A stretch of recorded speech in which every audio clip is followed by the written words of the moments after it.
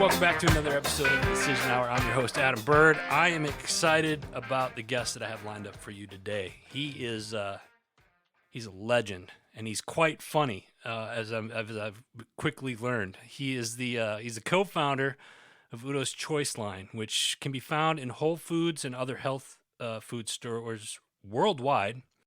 He's an author of many books, including the bestseller Fats That Heal, Fats That Kill, which has sold more than 250,000 copies. The guest has impacted more than 25 million lives worldwide with his message on oils, health, peace, nature, and human nature. He has a very extensive education in biochemistry, genetics, biology, nutrition, including a master's degree in counseling, psychology. And I think I said all of that stuff correctly. So without further ado, Mr. UDO Erasmus. Did I say that right? I hope I said that Nope. right. No, Erasmus. Erasmus. I knew it. Shoot. All right. Well, welcome to the show. I appreciate you being here. Yeah, thank you for having me. Absolutely. This is gonna be fun. This is going to be a great time, I could tell already. Let's kick it off. Why don't you tell my listeners a little bit about yourself? Okay, so if starting from the beginning, my parents came from Latvia and Estonia, and my father had a farm in Latvia. Okay. And in 1938, Hitler and Stalin made a non-aggression pact. Okay. Which said we're not going to fight each other. And then, of course, they broke it a few years later. Right. Yeah. But they made the pact. But when they made the pact, they decided that as a result of the pact, Latvia would go to the Soviet Union, and part of Poland would go to Germany. And there was nobody from Latvia or Poland at the meeting. Oh wow! They just took it because they could. Right. They basically annexed those places. And my father had a farm in Latvia. He loved the Russians. Okay. Because they're very emotional people. Right. And they're like really easy to be with. Okay. And he hated communism because they took everything away from everybody, because they had gone through the Bolshevik Revolution. Right. Up there, it was crazy. People would change their minds about what the truth was every week, and they'd ask strangers for what the truth was, and if the stranger gave the wrong answer, they'd shoot him. It was really crazy. So he ended up going to Poland because he had German-Swedish background. Okay. And ended up getting a farm from a Polish farmer, and the Polish farmer became his farmhand. And that was a little intense. So they said, look, this is a crazy times we're living. Let's run the farm that needs to be run. And when all this stuff shakes out, then we'll sort it out. So then they became friends, and then they helped us get out. And when I was 2, the war ended. I'm 81, so I was born in 1942. And we were refugees fleeing out of Poland on dirt roads with no military presence, on horse-drawn hay wagons, mostly women with young children, because the men were either dead or in war or prisoner or war camps or wherever. And the communists were chasing us in tanks and trucks. And the Allies, which we always think of as the good guys, they were using us refugees as target practice, and they were shooting at us from planes. And there were dead horses and dead people in the ditches, and it was winter. And my mother had 6 kids with her, 6 years and younger. 4 were her own. And she decided that it was safer to go through the snow-covered fields than to stay on the road. And so she had to leave 4 kids behind, because she, imagine a mother having to make that decision, leaving 2 of her own kids behind. And so she left us with the farmer, and it's a long story. I ended up in an orphanage, and then her sister found out about it, and she came and dug us out and reunited us with the family. I don't know how long that took, maybe a month or something. So the crazy, and I don't remember much other than I never felt safe. So I was always like this, Yeah. always safe, didn't know what I could trust. When you talk to people, that didn't, they said one thing and did another, and so I became a bookworm. I was always reading, because reading, I could read about anything, including war, no bullets flying. Right. So because reading, books are safe. And I was always very serious. I had a comical side. That was my survival skill, because I was the littlest kid. So I couldn't run as fast or fight as hard as my siblings. But whenever there was tension, I could break it by doing something goofy or saying something goofy, usually saying something goofy. Right. So but inside, behind that, I was actually very serious. I was really always trying to figure out, what about anything. Yeah. And because I was insecure, I always did experiments. I broke things, and I just wanted to see what was stronger than the other, what was harder than the other. What I wonder what'll happen if, Right.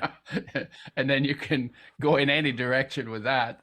And I was always on my own track, not so much interested in the family. I'll be out in the meadow watching little spiders climb blades of grass, and Yeah. I just like with my head in the grass, why is it like anyway? So and then when I was 6 years old, I listened to people argue. They argued. It was so intense, and they always argued about things that I said, "What? Why are you arguing about that? That's so trivial."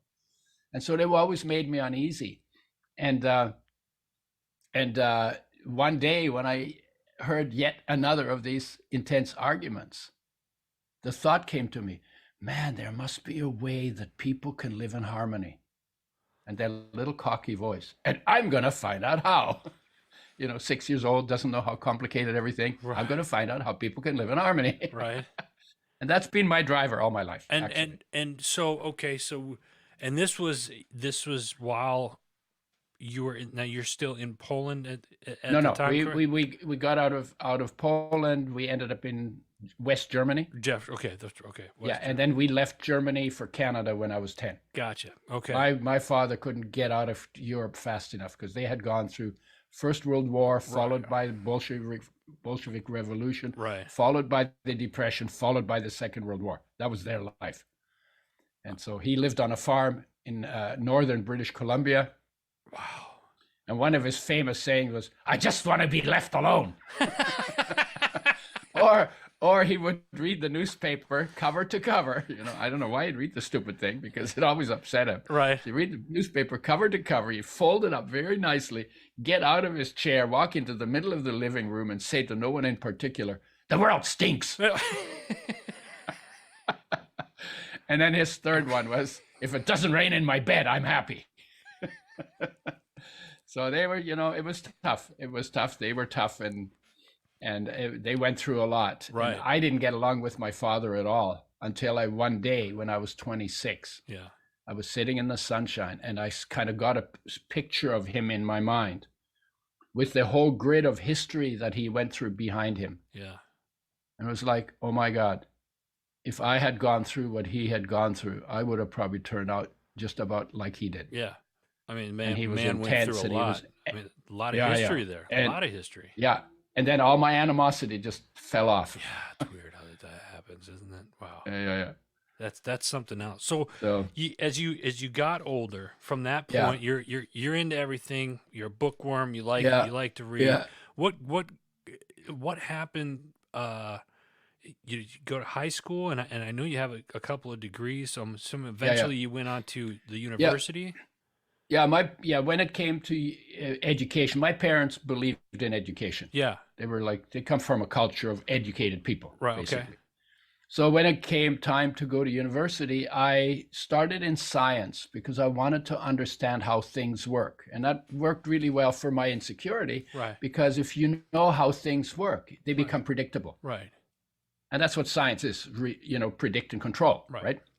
So I got into science. Then I kind of it got too theoretical. We got into physics and math, and I was good at it, but it was boring.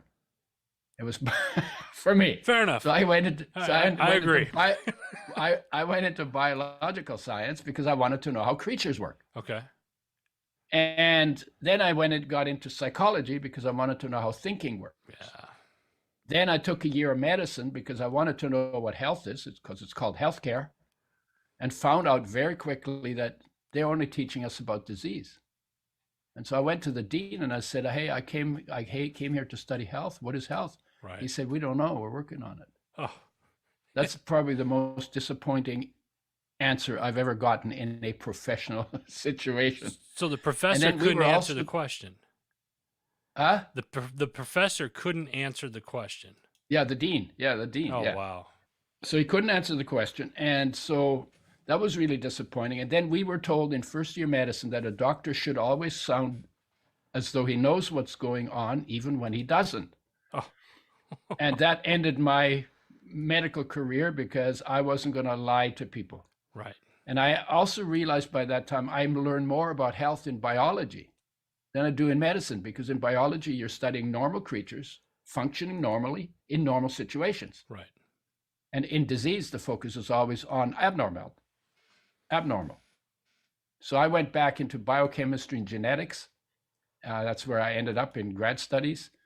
And then, but there was still something missing. There was always something. When I was 17 years old, I remember my heart started to ache.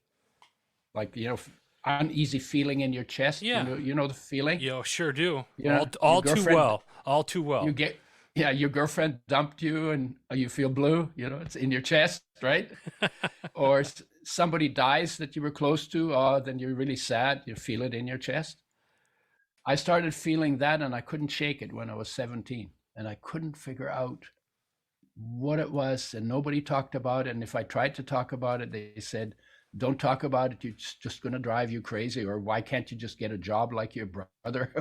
It's the kind of stuff they said to me. So, but I was always looking for, there's something missing. And so I eventually left university because I didn't find it I also went into social psych a little bit, right, and anthropology a little bit, and theology a little bit. And what I was looking for was not findable there. So I left university, and then I got into psychedelics, and I worked in neurological research, and as a summer job. Okay. And Sandoz had sent 144 ampoules of Sandoz LSD to the neurological lab. It was sitting on a shelf. I had heard about people in the arts faculties. I was in science, so in the arts faculties where they were using psychedelics, and I didn't know what it was, but I snitched 6 of the ampoules. And two friends and I got together, and I took like about a little more than half of one ampoule, 60 micrograms.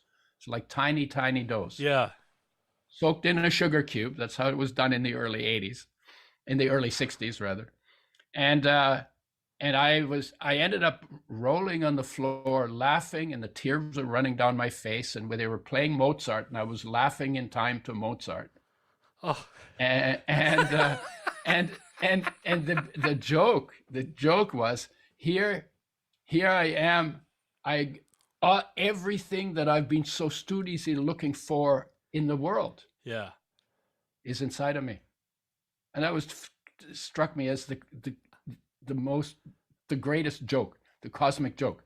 It's like a joke, God gets tired of people complaining all the time. So he goes to his advisors and says, I want to get out of here. I just can't stand it anymore. So, one of his advisors says, "Well, go on Mount Everest, because nobody's ever going to go there." And I said, no, they'll find me there. And then somebody else says, "Go into the what is it called? Mariachi Trench, something, the deepest hole in the ocean." Marietta Trench. Yep. Yeah, that one. Yeah. And then they said, no, they'll find me there. And a little kid advisor comes. They always think he's stupid, right? And he says, "God, just hide in the heart of man. They'll never look there." Oh. And so he did, and that's kind of still true, right? Yeah, very much. Wow. Anyway, so it struck me as just so funny that everything that I was looking for was actually inside of me. And I was always looking for answers on the outside. And I was never looking on the inside. I said, oh, okay. And that was, for me, was a huge turnaround. I also realized, oh my God, there's 1,000 ways to live. I was very, like I said, I was very tightly wound. Right. And basically that LSD trip blew the door off my war baby personality. No, it's I've done several shows on psychedelics because prior to starting the show, I told you I was a combat veteran, and here in the States, more and more veterans are turning to plant-based medicines and psychedelics in a very controlled environment. I have to be clear when I say that. It's a very controlled environment. To deal with PTSD to deal with PTSD and whatnot. And they're the studies that are coming out of this now are fascinating. Yeah. With it. You know, for I mean all my life, I'm 45, all my life it's always been drugs are bad, say no to drugs, and to a sense there's a lot of truth to that. But I think people are starting to see now that there are some benefits to certain things in a controlled environment. Everything has benefits in the right situation. Yes, absolutely. 100% agree. Yeah. Even white sugar, you can pack like if you get badly injured, you can pack a wound with white sugar and it will not get infected. But that's about the only good use for white sugar. Right? But my point is that, so under supervision and used with care and used with intent, psychedelics have huge potential. Yeah, 100% agree. For freeing people from their demons. Yeah. And from helping them find their own presence. Yeah. If I'm saying it in my own way, right? No, but everybody that I've talked to has said very along the similar lines of, a very, very, very close dear friend of mine went through it, and I could, talking to him the week after he went through the process, it was a several day process. When he got back, the first time I talked to him, it was a night and day difference. You could just hear it in his voice. And it was almost to the point where he broke down because he was just like, there's so many things that are clear now that weren't before. Yeah. And I'm like, really? And I've always been kind of hesitant. And I'm a firm believer, like, several people have said, Adam, you need to try it. And I think if it's meant to be, it'll happen at the time that God permits it to happen. But the people that I've talked to, combat veterans, special, forces operators, and so on, they've all that have gone through it, they've all said, I feel at peace for the first time in as long as I can remember. And you're thinking to yourself, these are tier 1 operators. These are guys that are the best of the best in what they do. Yeah. And they're coming out and they're like, I'm finally at peace. Yeah. That's amazing. Well, because why is that? Because if you look into human nature. Yeah. And I've spent my life thinking about this, how can people live in harmony? Well, you got to know human nature to figure that out. Right.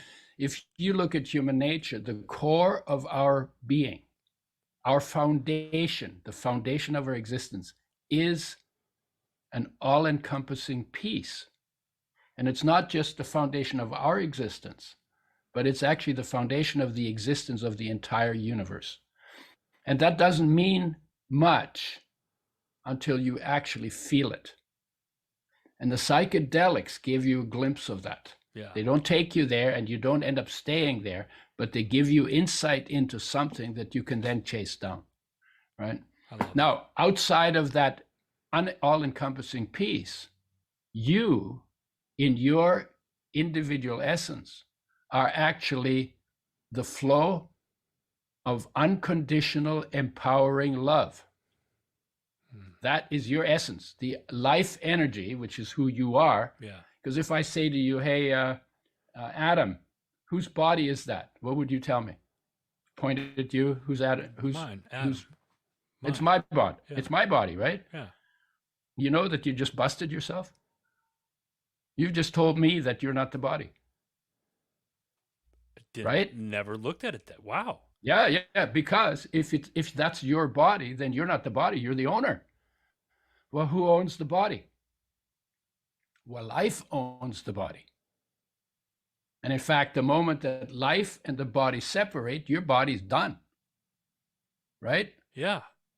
So you are actually life in your essential, in your individual essence, in your individual nature.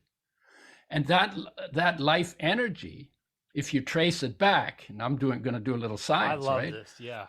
Okay, so that energy came from the sun. The sun, everything runs on the sun, on the planet. Not everything, but almost everything. Something runs on earth heat, right? Volcanoes, stuff like that. But most of the living creatures run on sunlight. So sunlight shines out of the sun, goes through 93 million miles of space, then is filtered through the atmosphere, then is filtered through green plants, and then green plants take a fraction of that energy, and they store that in bonds between atoms to make molecules. And then you eat those molecules as food, and in your body, they're broken down. And when those bonds are broken, that solar energy fraction is released. And that happens in all of your cells. And that's what we call life, or life energy. Right? So you are actually a solar gadget. And so is every other human being, and so is every animal and every plant. Right? Because they all run on sunlight. So sunlight, the fraction of sunlight is life. And then if you then go subjective on it and you bring your focus into the space your body occupies and become aware of the energy, and that takes practice to do, usually a stillness practice or a meditation practice or a mindfulness practice turned to your own, like mindfulness of yourself, so to speak. Okay. Or self-discovery or self-knowledge, right? Right. When you go into that energy, you can discover there's light inside of your body and you can see it. There's sound inside your body and you can hear it. There's feeling inside your body. We know that because it's love, like emptiness or love, right? You can even taste that energy. And that energy is what all of the great masters talked about. Can the body then, in sense, heal itself? Well, the life energy is perfect health. It can't even get sick. It can't get sick. It never dies. It's formless, and formless is indestructible. You can only destroy what has form, right? Right. So this is formless within you, and it's the master within you because it runs your body. So life weighs nothing, runs everything, is the master of the body. And its message to your body is, I am come not to judge, but to love. And that's the essence of your life, the essence of the message of your life to the body. It happens to also be the message of the great masters to humanity. I am come not to judge, but to love. There's the, I don't know a more succinct way to say what is the essence of Christ's message. Right. I am come not to judge, but to love. But also Buddha and also Krishna and also all the wise people who lived, who did a stillness practice to get present in their own space and then spoke from that space in them to that space in others.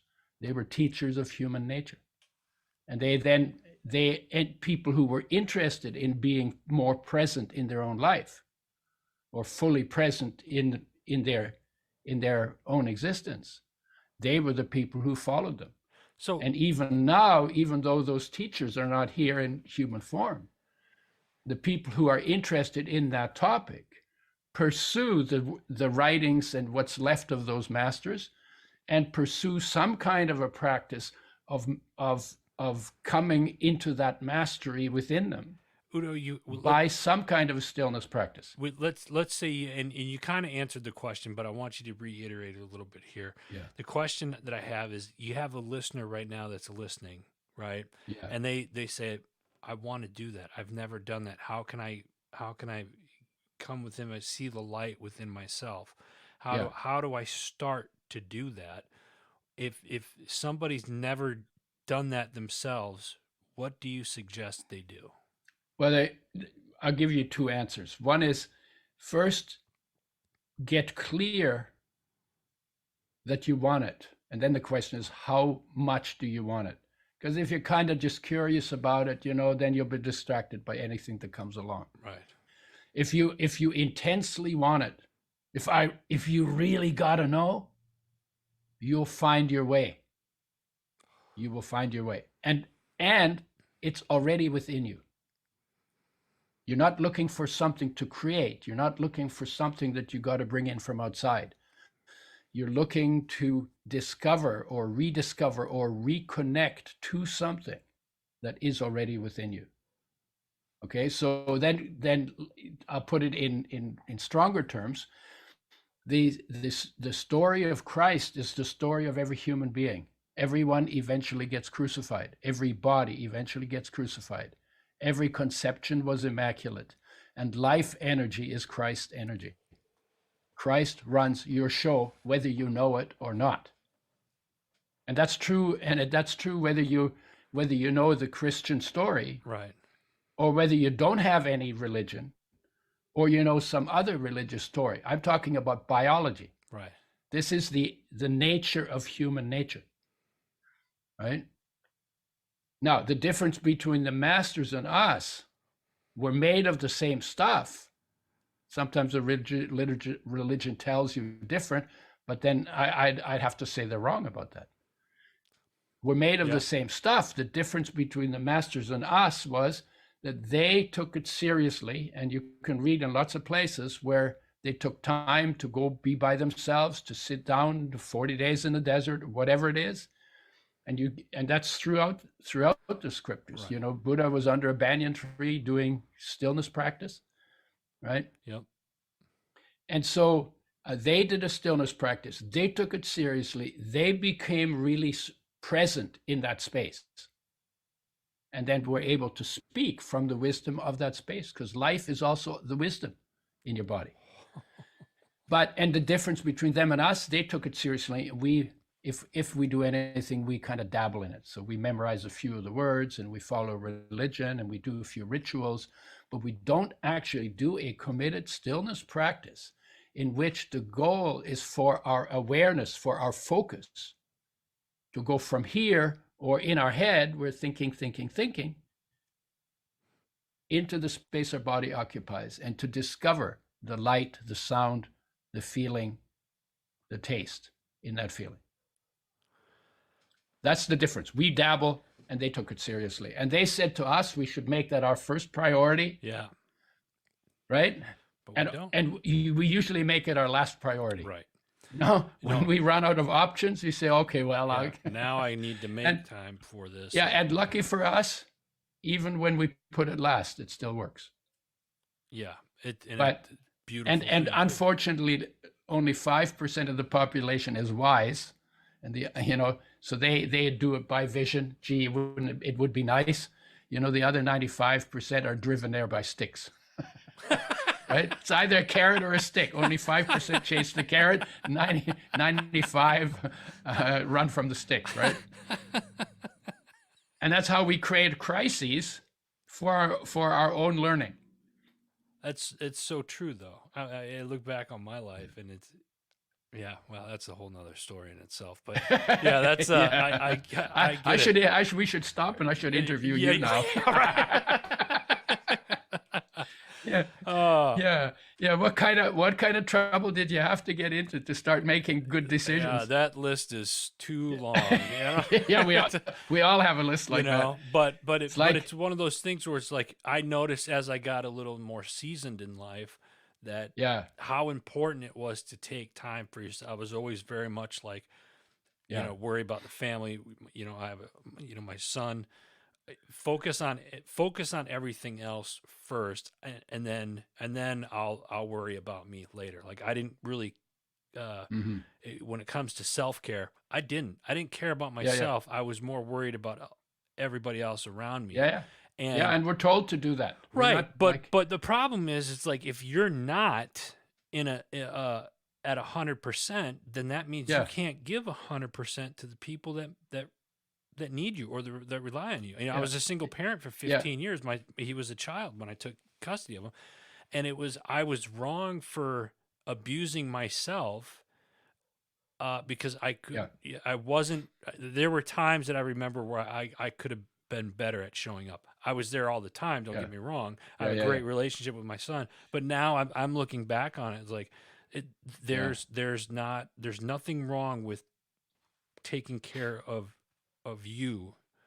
Well, it's more than that. It's not. There's nothing wrong. It's really, really, really important. Right. Yes. Exactly. And to do that first, because if you're not present in your own space, then who are you as a parent, or who are you as a partner, or who are you as anything other than somebody who manipulates something on the outside? Yeah.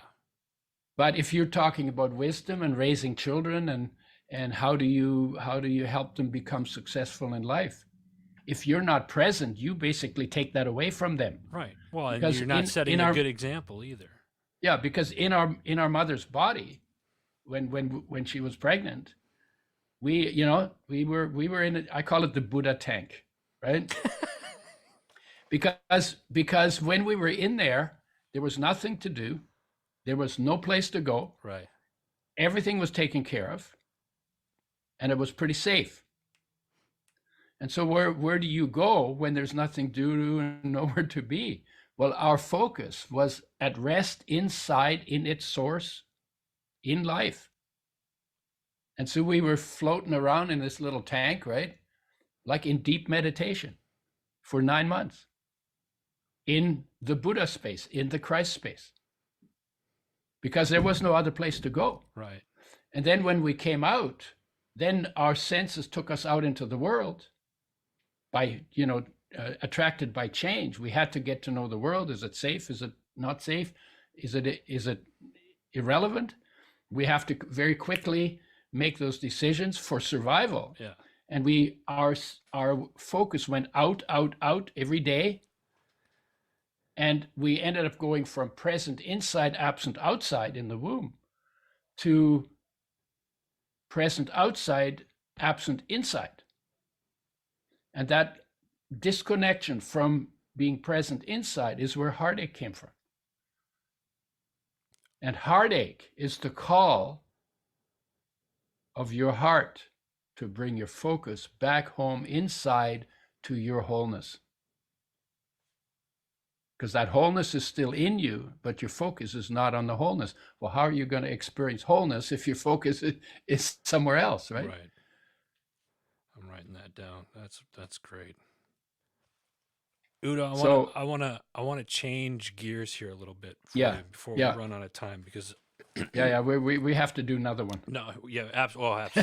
Yeah. You're stuck with me now. We're good. Damn.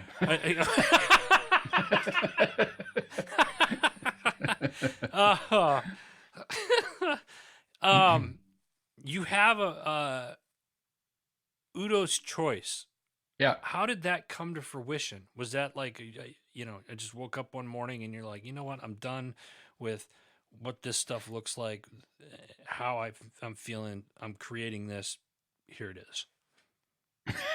Yeah, you wish. You wish it was that simple. No. So what happened is I left university. I did the psychedelics. I had some very powerful experiences. That's a whole other story that I won't tell you today. We'll do that next time. Next show. Okay. Yeah. It was very powerful. And I was still looking because I wasn't finding it at university. So, Yeah. and then I got married and we had 3 kids and my marriage broke up. And the reason the marriage broke up is just from this last point, talk about segues, right? Yeah. You know, I saw the love in her and she saw the love in me. I didn't see the love in myself and she didn't see the love in herself. Mm. So she thought she's going to get her love from me. That's how it is when we fall in love. Yeah.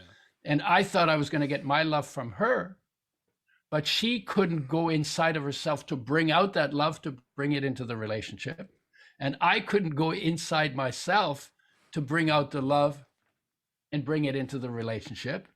So she expected it from me and I expected it from her. Neither of us could deliver because we hadn't done our homework. Yeah. Homework, the work you do on yourself to become whole, to feel whole again.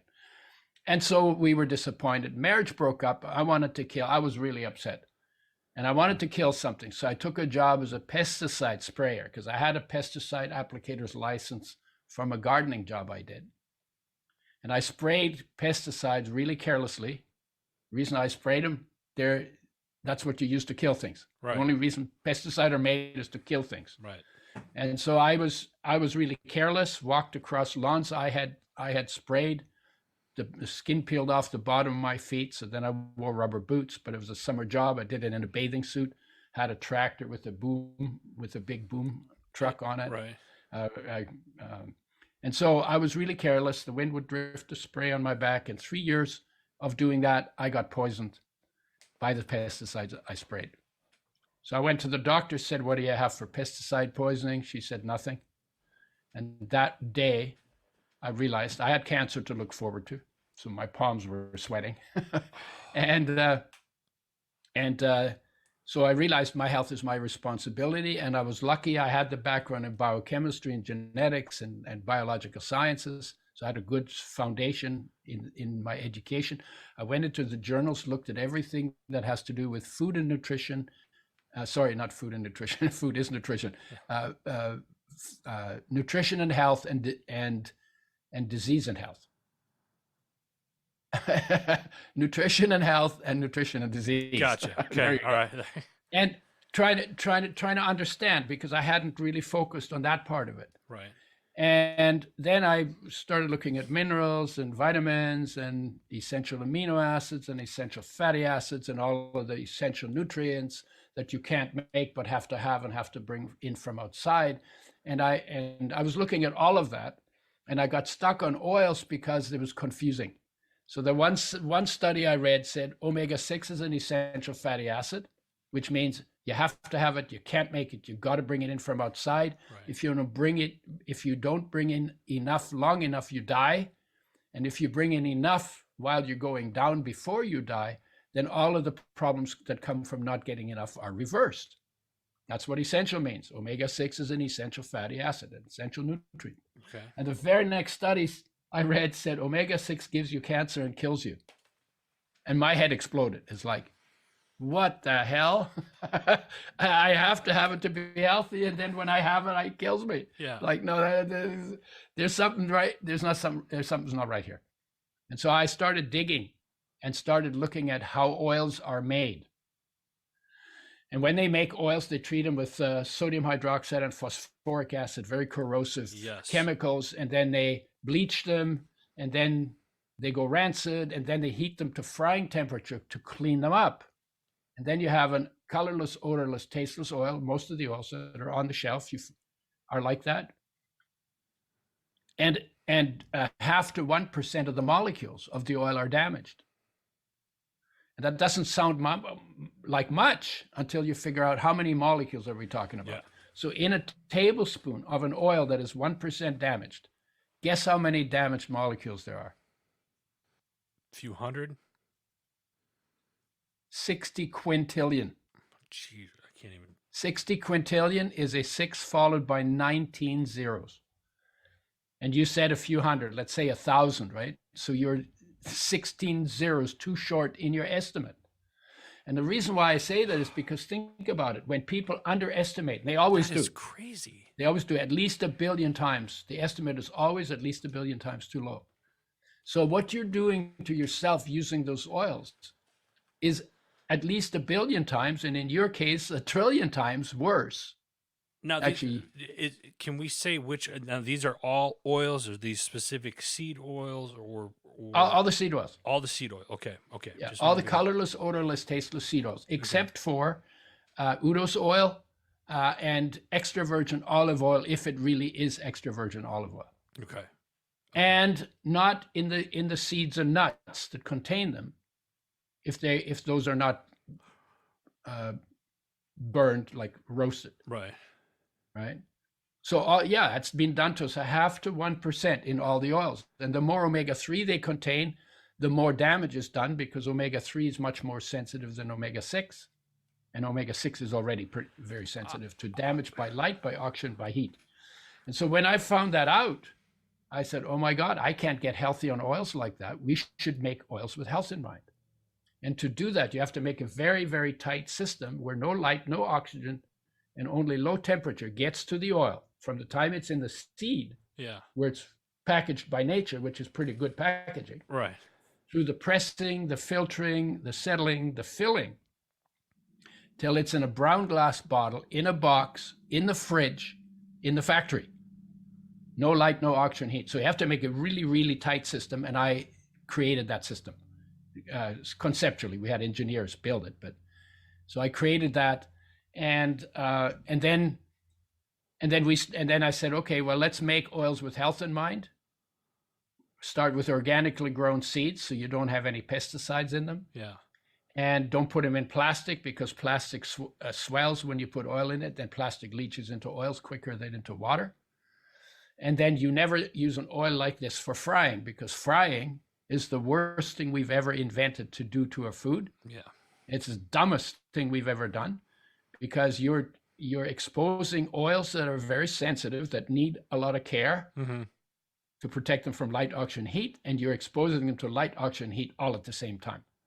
And when you do that, anything you put in the oil itself, or the carbs, or the proteins you put in the oil, when you fry them, you increase inflammation in your body when you eat them, and you increase your risk of cancer. Independent, all three of them independent of each other.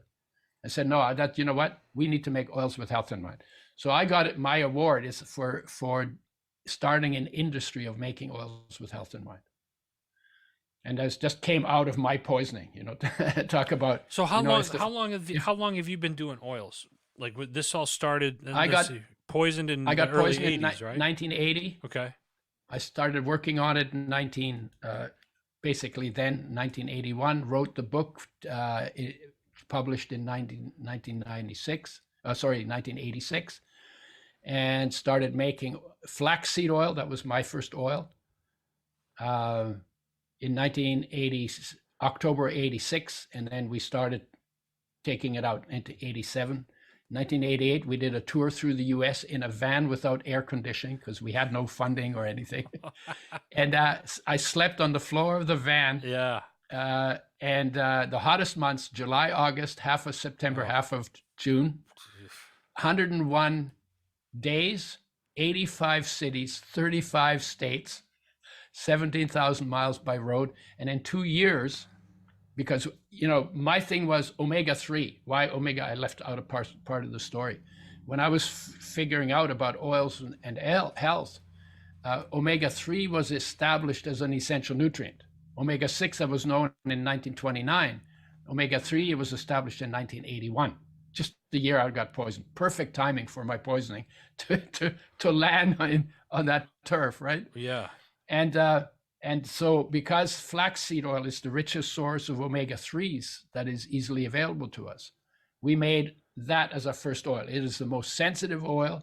If we could make that with health in mind, then we could make any oil with health in mind that we wanted. And then I've realized omega-3 is essential. 99% of the population doesn't get enough for optimum health. It's a nightmare to work with because of how sensitive it is. Every cell needs it. And I my head exploded. This time, I think my heart exploded on this one. It says, oh my God, we could help so many people if we could make oils with that oil with health in mind and bring omega-3s back into people's diet. And that was the enthusiasm of, oh my God, because it feels really good in the heart when you help people. It sure does. I'm sure you've noticed that. Yes. It's just like, oh my God, we could help so many people. And so we were so enthusiastic. I had no business background, good science background, but no business background. We made decisions on how to run the business right and left, all driven by, oh my God, we could help so many people, by the inspiration. And then we were inspired. Everybody got inspired. Flax oil became the second highest selling oil out of from scratch. Became the second highest selling oil in the natural foods industry where we were active in 2 years. It's all done on enthusiasm in our van without air conditioning. You had a purpose. Your enthusiasm was a purpose to totally to bring health to the masses. Oh my God, that's amazing. We could help almost everybody. That's so more and more, and this is why I think this is so important. And those of you that are listening, because there's been a lot of, here in the States, I know there's been a lot of commercials lately about oils. Social media is starting to talk more about like seed oils. There are people saying, oh, don't use seed oils, don't use omega-6s. No. They've done half the work. The oils are damaged. Yeah. And you've damaged them more by frying. But omega-6 is an essential nutrient. Omega-3 is an essential nutrient. But because they're sensitive and need a lot of care, you need to give them the care. You need to get these oils made with health in mind. Yeah. And all the people who are writing those books and dissing oils, they haven't done that. They haven't done that homework. No, and a lot of them are like, use this oil for, as opposed to this in your frying pan. And like you said earlier, we're putting more heat to it. Flaxseed was something that I started using more of this year. And I'll put it on when I do eat salads or something like that. And that's and we have our own garden, so we grow our own food. Majority of it, and because it's organic and I know where it's coming from. It's not. We don't put pesticides or anything on that. So let's be clear you never know that. where it's coming from if you didn't grow it yourself. Right. So, but putting flaxseed oil on salads and stuff like that, or my Brussels sprouts that we make, and it's just it's amazing how much better you feel. The joints, even your joints, my joints. I had bad. I was getting bad osteoarthritis in some of my joints in my spine. And I've noticed this year using, more omega-3, the flaxseed oil. My last doctor's appointment, I was asked, how are you feeling? And I said, I haven't felt this good in years. And, I had arthritis in my knees when I was 38. I'm 81 now. I don't have any pains in any of my joints anywhere. And no crooked fingers. No lumps on my knuckles and stuff. And that's a lot of it has to do with the oil is one part of it, but I also pay attention. I eat a lot of raw. I eat a lot of plant-based. My frying pan, I did what I recommend to everybody else. You take it out, you turn it upside down, bonk yourself on the head with it really hard, so it's associated with pain, and throw the stupid thing out. It's important. And then I became omega-6 deficient on flax oil because the ratio between omega-3 and 6 has to be right. And flax is not right. So I got dry eyes, skipped heartbeats, arthritis-like pain in finger joints, and thin papery skin. And fixed it by eating sunflower seeds, which have omega-6s. And that's where the idea came from. Let's make a blend where the ratio is right. And that's what UDO's oil is. That's the better version of flax oil. And where can people find UDO's oil? It's in a brown glass bottle, in a box, in the fridge, in the supplement section, in the health food stores. I love it. Udo, we're running up on time here. I definitely want to have you back on. I got one more question that I ask all my guests. You're on a show called The Decision Hour. We make decisions every day.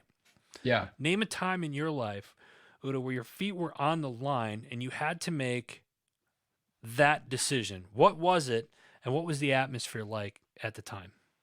Well, they have. Well, I'll tell you my worst one. I went rock climbing. Okay. I had a job in the woods in geology. We were doing mining exploration for a gold, silver, copper company. Oh wow! And I decided to take a shortcut by climbing up a cliff. And I got like probably 3/4 up the cliff, and I couldn't go any further because it was too steep. There was no track through. And it's like looking down, it was a long ways down. And I got stuck on the cliff basically. And I'm humming and hawing, and you know how it is when you're like scared, a little scared, and and you're indecisive, and what should I do? Well, I can't. I don't want to take a chance, And then I was there probably for 2 hours. Oh. And then the light started to go down. And there was no place to stay on the cliff during the night. So if I was up there, and then there's like, I was looking around, oh my God, what do I do? Oh shit, how do I get myself into this? Oh man, why did I do this? And you know all the remorse and how could I be so stupid? None of which is helpful, right? Right. And finally, it was just I could still see, but it was getting harder to see. Yeah. And I basically had to do something because staying there was not an option. Right. And so I decided that I would jump sideways to a place that looked like it might be better. Okay. And and it was literally life or death, right? And so, if there would have been like a pebble that was loose that I landed on when I jumped, I would have been down the mountain. Wow. I would have been trash, right? And so just like, it's like, and it's kind of like there's a moment of fierce determination. Yeah. And so I jumped and then ran the cliff sideways. You couldn't stand there. Right. So I ran sideways, and I found a place. And then from there, I was able to go back down. Make it down safely. Wow. But, but in a lot of times, the determination, the decision for me follows a point where I'm just sick and tired of it. And I'm just not sick and tired of it. I'm just like, I'm sick and tired of it. Yeah. And there is this moment of fierce determination. And out of that moment of fierce determination, there's superhuman possibility in every human being. Yeah. And for me, I tend to not be risk adventurous unless I'm inspired. Right. But I tend to be not risk adventurous until I hit this moment of fierce determination. That's a great story. Thank you for sharing that with us. Yeah. And thank you so much for your time today. I'm looking forward to having you back on the show again. Yeah, I'll tell you the really deep story. This is all the shallow stuff. Folks, that's all the time that we have today. Listen, before we let you go, make sure you go check out our parent company, heroesmediagroup.com. Check out all the podcasts, all the shows. We're going to have all of Udo's social media stuff, as well as his website in the show notes below. Until next time, you've been listening to The Decision Hour.